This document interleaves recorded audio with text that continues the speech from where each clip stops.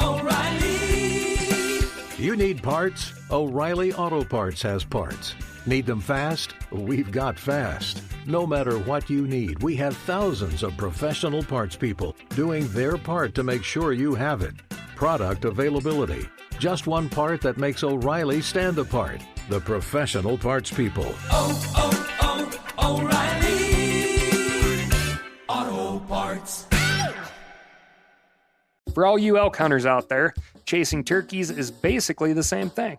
I know the reaction you just gave me, but don't knock it till you try it, and don't try it without OnX. The Hunt app will not only help you find new areas on public ground, but I use it to find out landowner info to get permission on private ground that I see birds on as well. OnX Hunt has a special offer for you. Use code CAL to receive 20% off your membership at onxmaps.com/hunt and find more birds this spring. There's nothing like snook hook sets at dawn or catching a tarpon in the moonlight. Find your next fishing trip made easy on fishingbooker.com and experience the magic of the Sunshine State or any other destination on your fishing bucket list. Book a blue water adventure in search of sailfish or go snapper fishing with the kids. With over 6,000 captains and trips to choose from, planning your next one just got a whole lot easier. Download the Fishing Booker app on the Google Play or App Store, or visit them online at fishingbooker.com to book your trip today.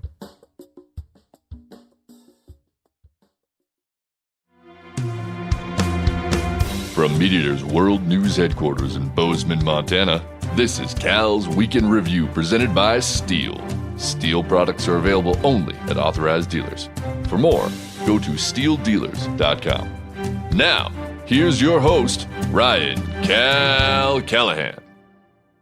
An attempt to save the Tasmanian devil by shipping a, quote, insurance population to a tiny Australian island has come at a catastrophic cost to the penguin population there, including the complete elimination of 3,000 pair of little penguins.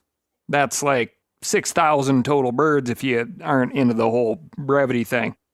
Little penguin is not an off-the-cuff name for just any small penguin, or in this case, the smallest penguin. That is the actual common name for Eudiptula minor, or, if you prefer the hip Latin version, E minor. The little penguin, which is again the smallest penguin species, is 13 inches tall, but has an overall length of about 17 inches, which means that, aside from being the easy meal of choice for hungry Tasmanian devils, they also have a slouching problem.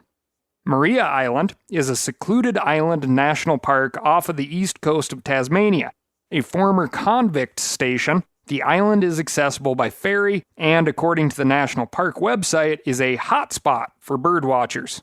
For likely the same reason Maria was selected as a convict station, 28 devils were released there in 2012.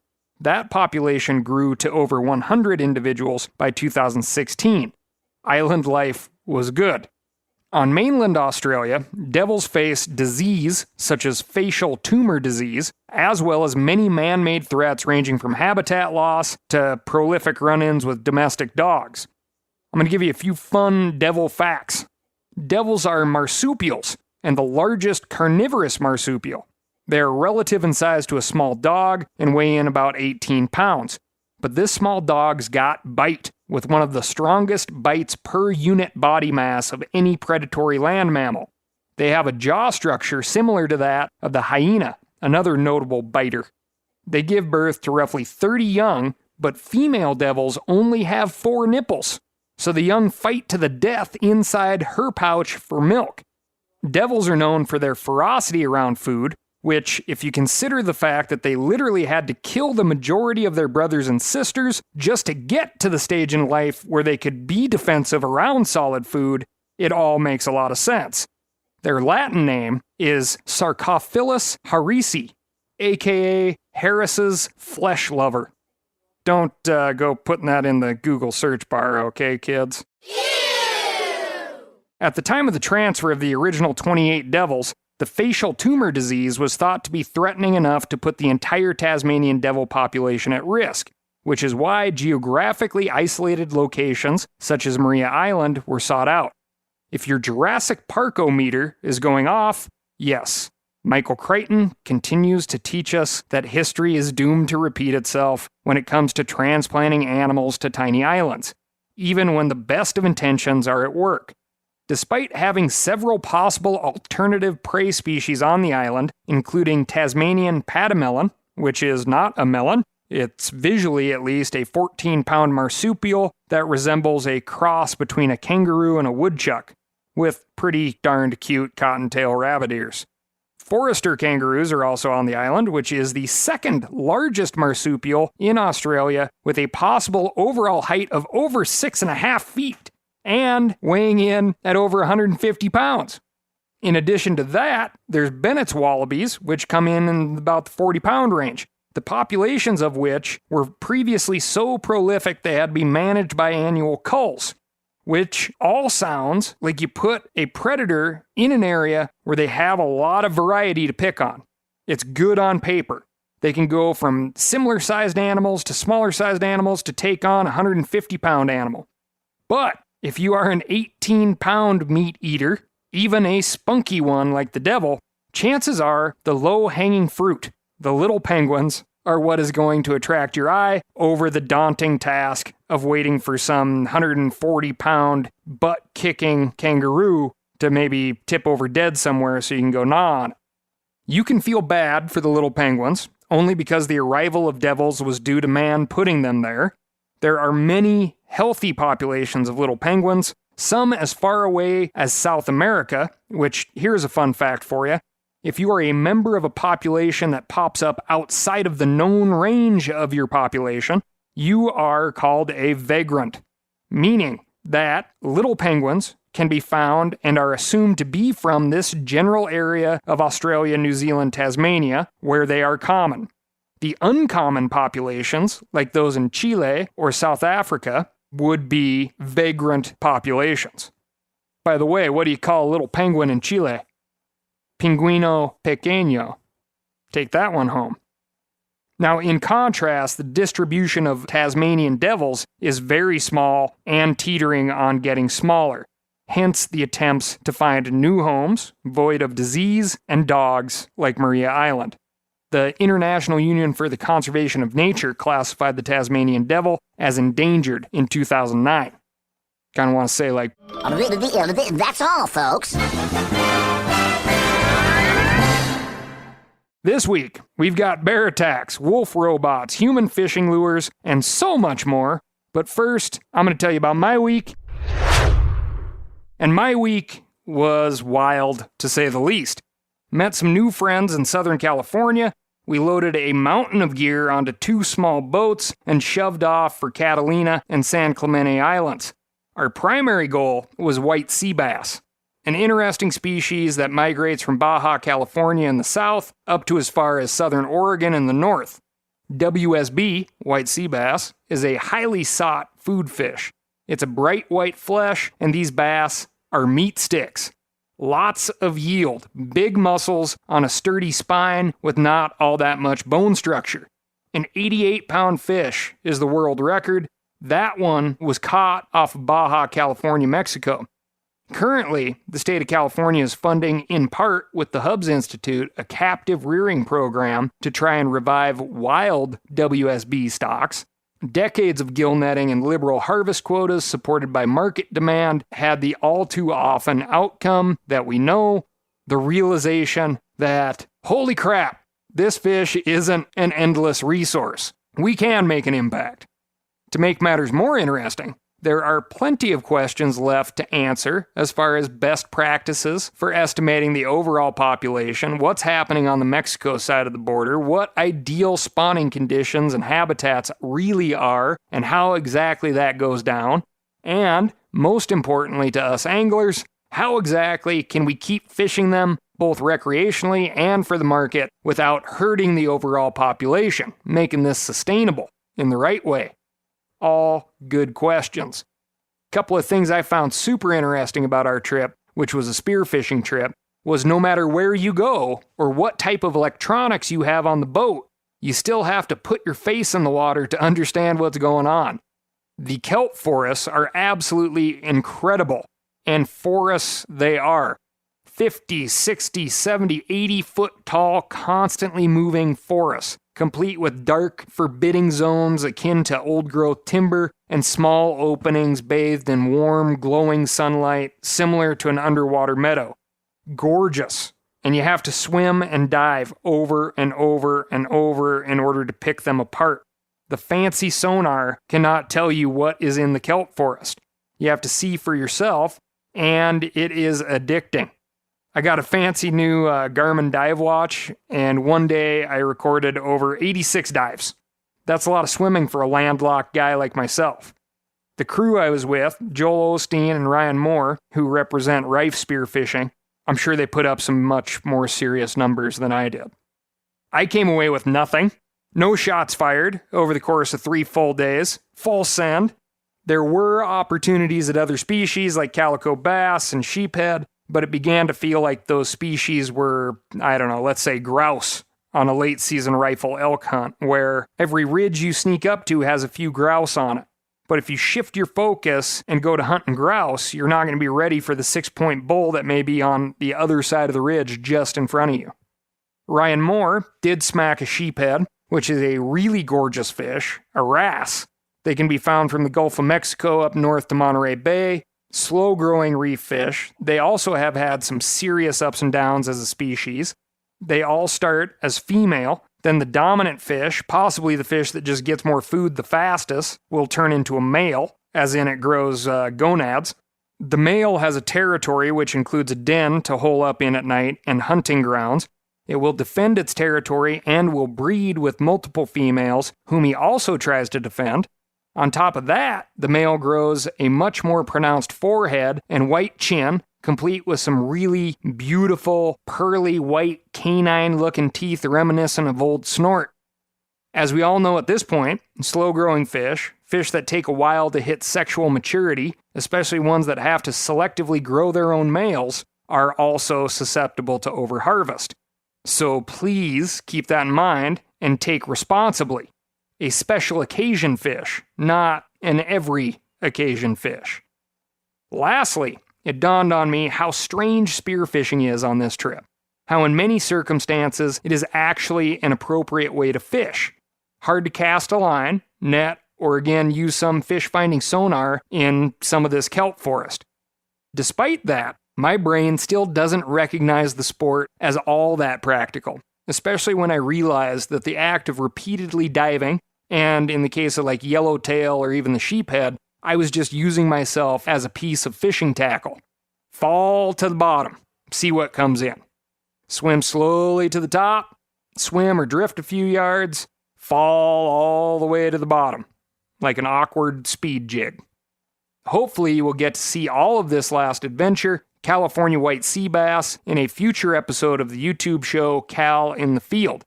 Big thanks to the folks at Rife International for that arsenal of incredible spear weaponry. If only I had a bigger garage, I'd have a few Marauders added to the list. O'Reilly Auto Parts are in the business of keeping your car on the road. O'Reilly Auto Parts offer friendly, helpful service and the parts knowledge you need for all your maintenance and repairs. I don't know if you stopped in at an O'Reilly lately, but I use one because we have one right not too far from my house. People there are super helpful. I don't care if I'm getting boat batteries, car parts, whatever. Love those guys. They got thousands of parts and accessories in stock, either in-store or online, so you don't have to worry if you're in a jam. The team at O'Reilly Auto Parts can test your battery for free, in or out of your car. If it needs to be replaced, they'll help you find just the right battery for your vehicle. If you need your windshield wipers replaced, a brake light fixed, quick service, they'll help you find the right part or point you to the nearest local repair shop for help. Whether you are a car aficionado or an auto novice, you will find the employees at O'Reilly Auto Parts to be knowledgeable, helpful, and best of all, friendly. The professional parts people at O'Reilly Auto Parts are your one-stop shop for all things do-it-yourself auto. You can find what you need in-store or online. Stop by O'Reilly Auto Parts today or visit us at O'ReillyAuto.com/MeatEater. That's O'ReillyAuto.com/MeatEater. For all you elk hunters out there, chasing turkeys is basically the same thing. I know the reaction you just gave me, but don't knock it till you try it, and don't try it without OnX. The Hunt app will not only help you find new areas on public ground, but I use it to find out landowner info to get permission on private ground that I see birds on as well. OnX Hunt has a special offer for you. Use code CAL to receive 20% off your membership at onxmaps.com/hunt and find more birds this spring. Now, a lot of you guys are familiar with the old hunting tradition of eating, some organ, the heart or a chunk of liver off the first animal you kill. I had that when I was a little kid, and it was a big deal. Organ meats were always prized by frontier people who knew the importance of getting a lot of different minerals and nutrients. And as often is the case, those guys were onto something, because organs are among the most nutrient-rich foods on the planet. And you can get the same benefits your ancestors craved via convenient daily capsules from Heart and Soil, made exclusively from regeneratively raised, grass-fed, and finished cattle. Heart and Soil's unique freeze-drying process means all those important nutrients are trapped in, ensuring you experience every one of the benefits of nature's superfood in a clean, convenient, taste-free capsule. Find out more at heartandsoil.co. And make sure to use code MeatEater for 10% off your purchase. That's heartandsoil.co. Use the code MeatEater. Our bear attack coverage shows no signs of slowing down, but this week we're taking a trip outside the U.S. In the Japanese city of Sapporo last week, a young brown bear roamed the streets for over 8 hours, attacking 4 people along the way. Video footage shows the boar knocking down a soldier from behind and briefly mauling him, charging into an army barracks, and scaling the fence of a local airport.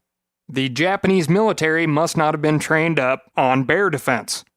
Sapporo authorities warned the populace to stay inside. Local schools were closed, and flights were grounded for almost an hour. And because it is 2021, the bear was on camera almost the entire time, and the live footage of the bear's rampage went viral around Japan and much of the rest of the world. You might be surprised to hear that there are brown bears in Japan. Usuri bears, as the subspecies is known, are some of the largest in the world, almost as big as the Kodiak.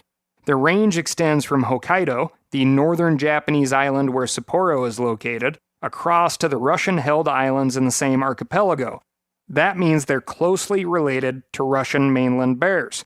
The Latin name of these Russian bears is Ursus arctos beringianus, which gives you an idea of how this population spread across the land bridge into Alaska and then down to the lower 48, becoming Ursus arctos horribilis, our grizzly bear, along the way. But back to Sapporo. Toward evening, members of a local hunting association tracked down and shot the bear. Unclear whether the meat and hide were put to good use, but I very much hope so. There's been a spike in similar attacks in Hokkaido over the past several years, as well as significant bear impacts on livestock and agriculture. This increase in aggressive bear behavior has led to what has to be the most Japanese aspect of this story. In the countryside around Sapporo, over 70 robot wolves have been installed in farmers' fields to scare bears away.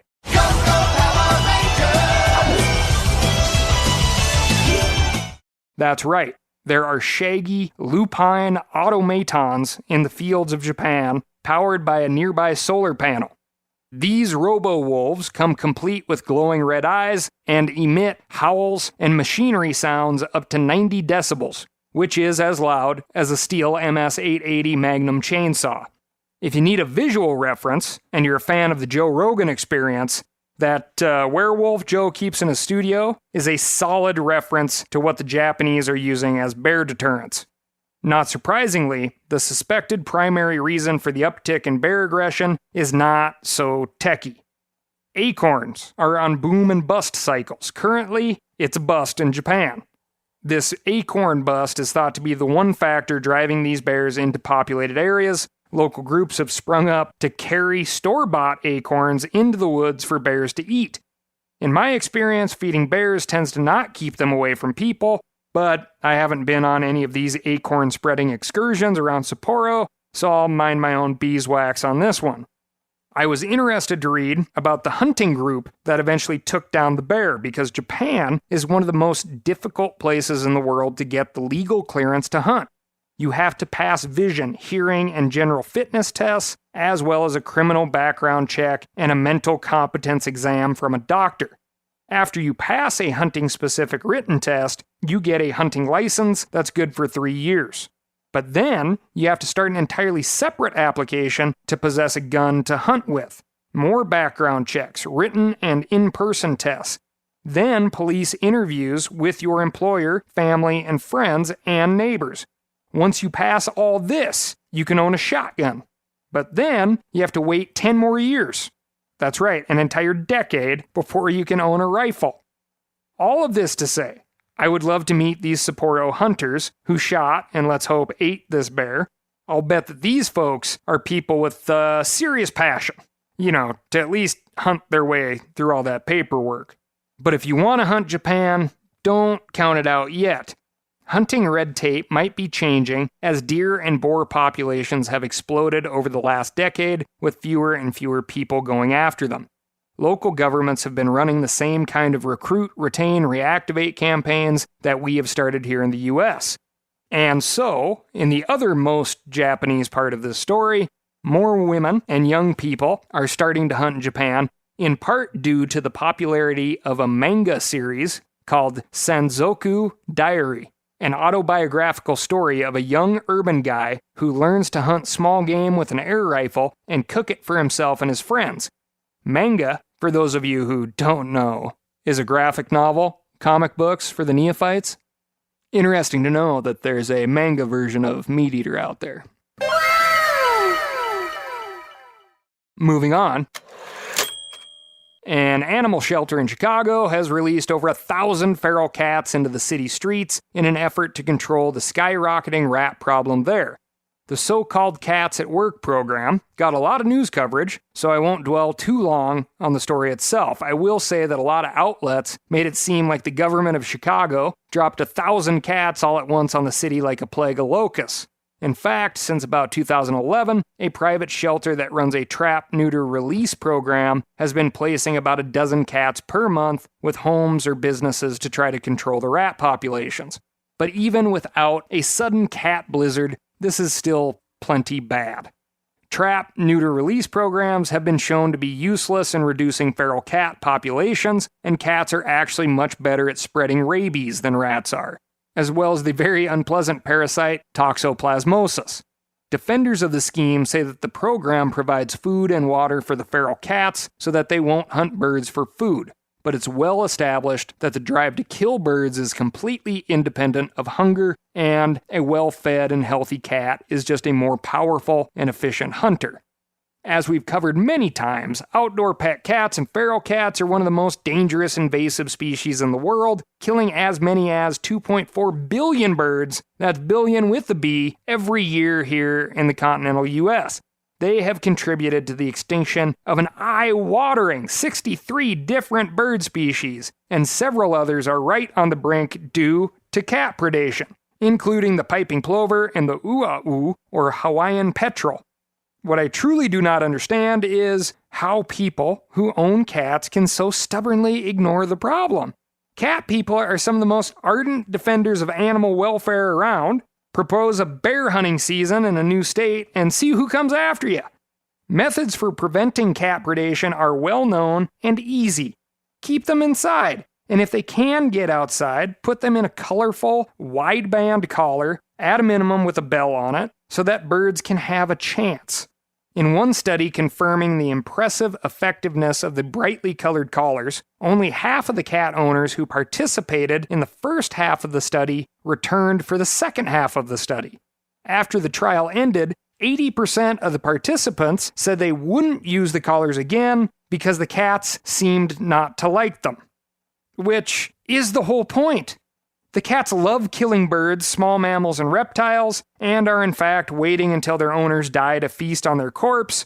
What the collars are designed to do is mitigate at least 3 of the 4 of those things, okay? Which, yeah, the cats aren't going to like not being able to do that. So here's my appeal to you. If you own a cat, go to birdsbesafe.com and buy one of their cheerful colored collars. Of course, all the cat owners who listen to this show strictly keep their cats inside, but what I'm telling you to do is talk to your cat-owning friends who don't listen to the show and tell them to get a collar. Every time you go to your local shelter, bring a few of these things. And remember, old Bob Barker from The Price is Right? At the end of every show, he'd say, always spay and neuter your pets. Seemed like a weird thing to do after bidding on a bunch of junk, but it was very effective. So maybe in these contemporary times, we can get my buddy old Joe Rogan to add a good cat conduct to his discussions in between the jujitsu and psychedelics. We gotta try something new here, people. The Tasmanian Devil killing 6,000 little penguins on one island is a catchy headline, but let's be real. Outdoor house cats laugh at those numbers. Moving on. You have to celebrate your conservation wins when you get them, so I wanted to circle back to a recent call to action we had on Wildlife Special Action Request 21-01, the motion to lock non-subsistence hunters out of the two huge units, 23 and 26A in northern Alaska. After nearly 3 hours of debate, the Federal Subsistence Board voted on June 16 to table the decision and defer action to next year. That means this year's hunt will proceed unaffected, which is great news. But it's that 3 hours of debate I want to focus on. We mentioned in our earlier coverage that a similar proposal on a much smaller part of Alaska, Units 13A and 13B, went through without the public taking notice. That easily could have happened with this larger piece of land too. But because people like you stood up and made noise, calling into a tiny regional administrative hearing that would usually have taken 20 minutes, we were able to get a big wrench in the works of this decision. The board had to stop and take into consideration all the people who have a stake in this. Now, this wasn't an outright victory. The Federal Subsistence Board didn't say once and for all that this kind of closure wouldn't happen here or anywhere else. And a cynical observer might wonder whether the delay is a ploy to wait until the attention shifts away from this issue and then pass it later when no one's looking. But we're not going to let that happen. That's all I've got for you this week. Thank you so much for listening. Remember to check out steeldealers.com to find a knowledgeable saw shop near you. Time to start thinking fall. And, most importantly, let me know how I'm doing and what's going on in your neck of the woods by writing in to ASKCAL, that's AskCal, at themeateater.com. Thanks again, and I'll talk to you next week.